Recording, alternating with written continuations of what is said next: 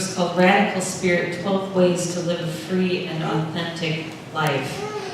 She was a Benedictine, is a Benedictine sister, and this whole book actually is based on the role of Benedict, but and in large part on the characteristic of humility. But she says this: humility is about understanding and realizing the truth of the self. It is how we see ourselves that determines how we see and interact with others. It is how we respond to others that determines how we fare and what we become in the human community. And it is humility that stands to set us free. Free from the ambition that drives us, from the angers that rule us, from the greed that consumes us, from the chains we have mistaken for success and superiority. Humility is the spiritual hinge on which the rest of life depends. The full truth of what it means to be spiritual, to be of God, to be a force in the world for equality, justice, compassion, and human dignity depends on what we mean by humility. In a world torn by violence and a social system built on always grasping for more, humility emerges as the glue that can finally unbind us from ourselves.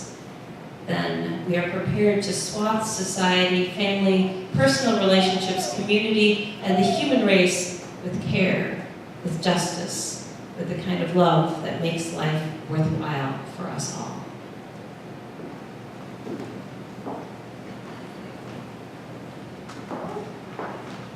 The scripture lesson this morning is James 3:13 through 18. If there are any wise and learned among you, let them show it by good living, with humility and with wisdom in their actions.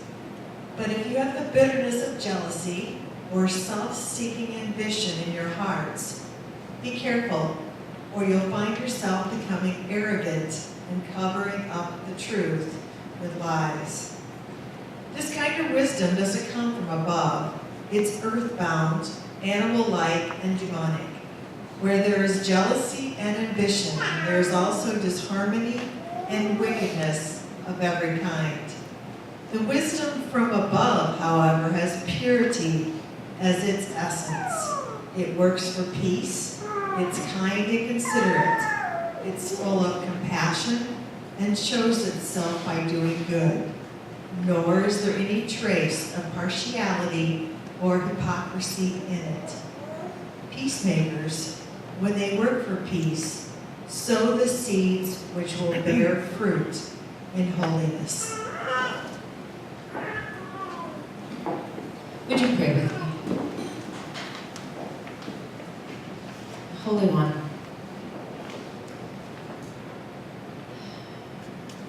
lead us to greater understanding of ourselves and of you and of the world, that we might live more fully, more wholly, that we might have a wholeness to ourselves, so that our actions are filled with compassion, justice, peace.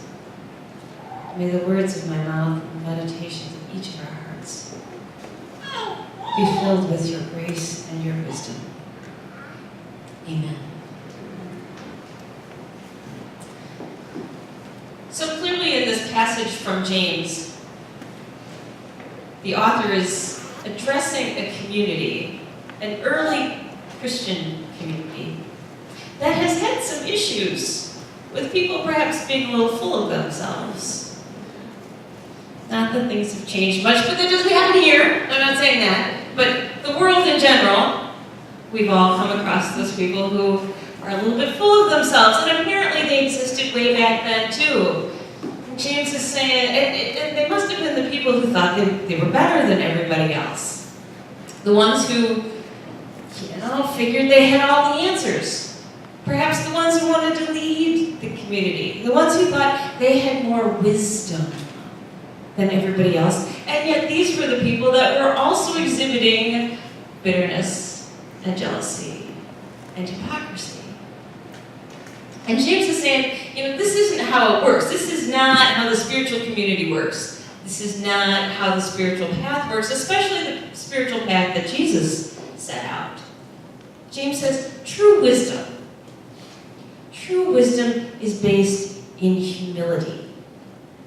This thing that you're calling wisdom can't possibly, by definition, be wisdom because you're exhibiting these traits of wickedness and hostility and bitterness and jealousy.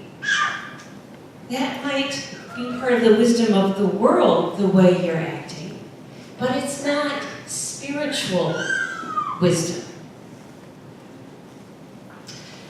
Marcus Borg calls this, worldly sort of wisdom conventional wisdom, quote unquote. It's the wisdom that the culture buys into as the way things are and the ways to, and the moral values that we have. Phyllis Tickle had called it sort of the consensual illusion. It's the things we all agree to buy into, whether they're really true or not. There are silly things like, the man has to be the one to ask the woman to get married. Is a consensual illusion. Who thought that had to be the case, really? And then, when you got a gay couple, well, how do you figure that out? Consensual wisdom is what's real, how do we treat others, and what are our moral values? Borg says when it comes to that moral value piece, the what's real, we've figured out all kinds of labels for everybody, right? We've labeled everything, we've boxed everything, we've pigeonholed everything so that we know what everything is. There's our conventional wisdom. When it comes to moral values in this society, specifically in the US, I wouldn't claim that this is true around the world, but he says that we have the 3A rule, which is our moral values are based on appearance, on affluence, and on achievement, which unfortunately is probably true. Especially when we're younger, we're apt to buy into all of those things. Maybe it's just me and you've all led wonderful lives, but I think we've probably all bought into those things at some point or another. We worry about how we look. We've always probably worried about how we look because our marketing system and our advertising tells us we better worry about how we look and what we wear and what makeup we use and what cream we're using so we don't get wrinkles, which is not working for me.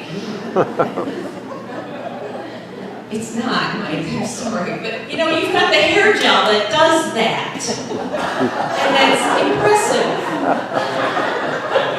It's all natural. That's scarier than hair gel. So we worry about what we look like, what people think of us based on what we look like. As a pastor, there are a lot of pastors who actually wear robes because their parishioners will judge what they wear. I remember my first appointment, and I had little ladies coming up to me going, "Oh, you're always so very professional. You always look so nice. That pastor before you, she wore these dowdy dresses, and it has nothing to do with who you are as a pastor or how good you are. It's all about what you're dressed like." And then there's affluence. Which one of us hasn't wanted to have just a little bit more money? Really? Can we take a higher position that is a little more money? Can we possibly invest in the stock market? Let's fill out the Publishers Clearinghouse sweepstakes. Have you done that? Played the lottery, just in the hopes that we could have a little bit of affluence. And then achievement. If we could get one more degree, we'll get my master's, or I'll get my PhD, or I'll make a partner, or I'll, get tenure, or we climb the corporate ladder because that's the impressive thing to do out there. I've achieved something. If I have a title, if I have letters behind my name, I've achieved something. And that's the way our culture's been set up. But that sort of conventional wisdom leads us on a hamster wheel, really, of that whole cycle of jealousy, because you're looking for something more and somebody else always has something more. So you're always jealous of someone, envious of someone, which is not a part of humility. So as long as we want something more, we're running on that wheel. There's no true spiritual wisdom that we find going around and around on that circle. And so the author of James says, we need to take a step back here. Because true wisdom, I hate to break it to you folks, true wisdom is found through humility. Do I hear a collective groan? Oh, gosh, please, not that. I don't want to be humble. Proverbs says that pride leads only to disgrace, but humility leads to wisdom. Gosh, can't I be something else? Really? Does it have to? Because does being humble really leave us with a good feeling image? I mean, name the one profession that you'd lift up, or the couple of professions you'd lift up if you thought of a profession of humbleness and humility. A garbage collector, a pastor. I haven't made it there, but I go to the nuns and the monks, don't you? And then what qualities do we think of when we think of humbleness? Self-sacrifice. Giving everything away. Being embarrassed. Being embarrassed? Yeah, when you're humbled. So that's sort of being humiliated. Or there's a difference between or humbled. You're humbled when you see your lack or your poor judgment or whatever. Sure, you can be humbled by your mistakes, by your lack of Then you wish you had humility. Then you wish you had humility, yes. What else? What other images does being humble conjure? Anything? What was it? Simplicity? Whoa, too many at one point. Vulnerability. Quiet. Oh, poor Amanda. Admitting your mistakes. Philip Belly tells a story about, he's a Quaker pastor. He tells a story about being at the deathbed of one of his parishioners, and they knew they probably wouldn't speak again. And the man said to him, Philip, if you ever hurt your children, apologize to them. The mark of a man is not his pride, it's his humility. So yes, admitting your mistakes, but maybe meekness and subservience and the quiet, all of that. Anybody want to be all those things? I'm not really lining up. Some of them might be okay, but humbleness really is. So let's step back. Okay, is that really what being humble is? Is it really all of those things? Can we dress well, Mike, and be humble? Can we have a position of power and be humble? Can we have money and be humble? You think so? Okay, so then we need to adjust our understanding of what being humble is. Anybody want to take a different step? Aware of. Okay. Being aware of the needs of the world. The question is, how do we get to that point inside, Pat? I think it involves being more sometimes of a listener than a talker, hearing what other people have to say and valuing Yes. their input or their... Yes, you're always jumping ahead into my sermons, but good. That's listening and valuing what others have to say. The question is, how do we get there? And this is where I think we need to go. Letting go of egos. Letting go of your ego. Yes, I think that's probably the short version of what I'm about to say, which is that humility is about ourselves and how we know ourselves, how we understand ourselves. It's that we know our good points and our bad points, but we're not elevating ourselves or kicking ourselves. It's sort of an acceptance of who we are and an understanding that everybody else is the same way. We all have our strengths. We all have our weaknesses. It doesn't make us better than anybody else. It doesn't make us worse than anybody else. We're all in this together on this planet. And when we have that kind of understanding, then we're willing to apologize. Then we're not so worried about the things that we have, and so we simplify. Then perhaps we're quiet so we can listen. So humility starts inside. Think about just a couple of examples. One of the things that came to mind was, when a star basketball player has, these great abilities, these athletic abilities, and there's the difference between the basketball player who takes all of the shots and, takes over the game, hogs the ball, right? And the one who passes and lets other people make shots and makes other people better because of their skill. And then when they're interviewed afterwards, they don't say, oh yeah, I'm the best thing this team's ever had. They say, no, we've got a great team. That's what makes me so good. Nelson Mandela's personal assistant in the early 1990s told a story about how Mandela always made his own bed. No matter where they were, no matter where they were traveling, it was part of what he did. He always made his own bed. And they went to Shanghai one time. And in Shanghai, the tradition is that, and the expectation is, that the person who cleans your room and serves your food will also make your bed. And if you make it for them, it could be considered an insult. So his personal assistant pulled Mandela aside and said, could you, just this one time, could you just not make your bed because we don't want to insult anybody? And Mandela said, bring the staff to me. And so he had the cleaning staff brought to him, and he explained to them that he wasn't trying to insult them by making his own bed, but that this is what he did. And you could see that as pride about making your bed, or you could see that as letting the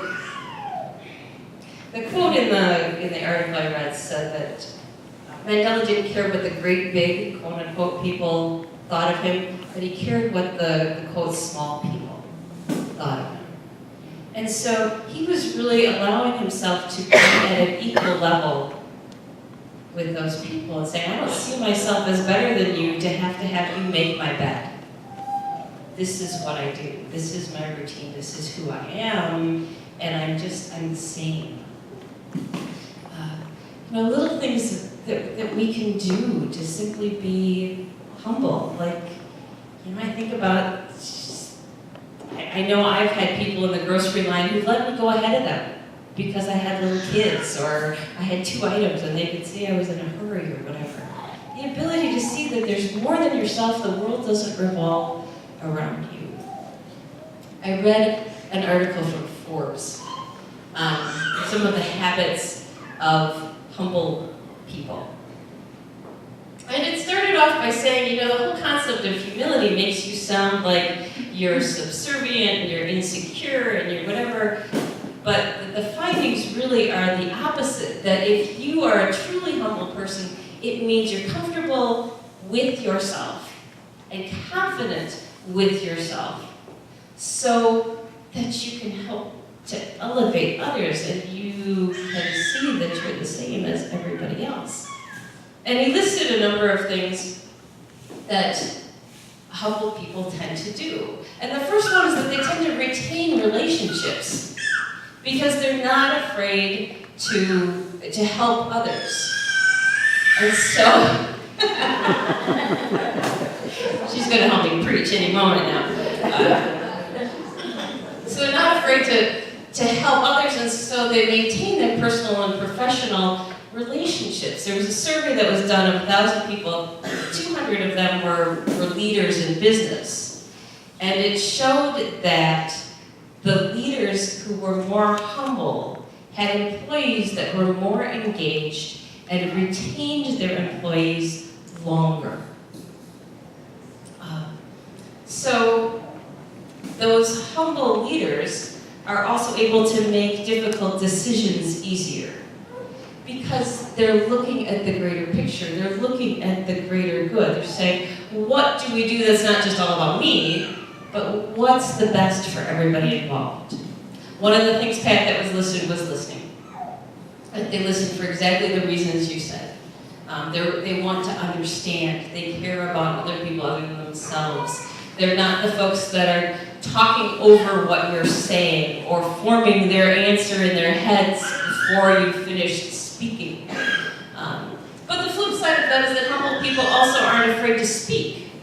So Amanda, when you're going to go be in those meetings and be a representative, you can be humble and speak your mind, and what they said is they're not afraid to be wrong. You know, you put out there what you think and you stand up for the underdog.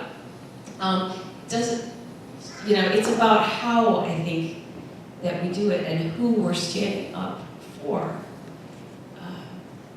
Being a humble person, I said, they ask for help. Say, I don't have all the answers, I don't have all of the abilities, sometimes I need some help. And they say, thank you. Such a little thing. To acknowledge that somebody has helped you and to be grateful for it. They're all part of the spiritual wisdom of Jesus that he put out there. It's all part of the spiritual path. We can't divorce how we think of ourselves and how we treat others from the spiritual path and from spiritual wisdom.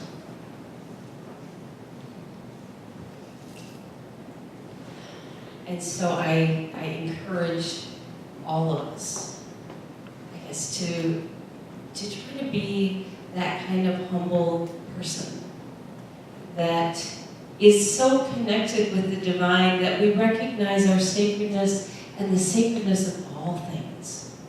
And in that, there's wisdom. Joan Chittister said that humility is the spiritual hinge upon which all of life depends. Because humility is that thing which will help us to see one another as sacred and as beautiful and as unique and as worthy. And so we will reach out in compassion and in justice and in peace and in hope. We don't see it modeled enough in this world. And so it's up to us to be more models, to try and strive to be more humble ourselves, to teach our children about humility, to model humility as a leader, to live humility with our friends and with our families.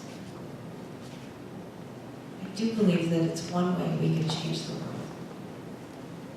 Amen.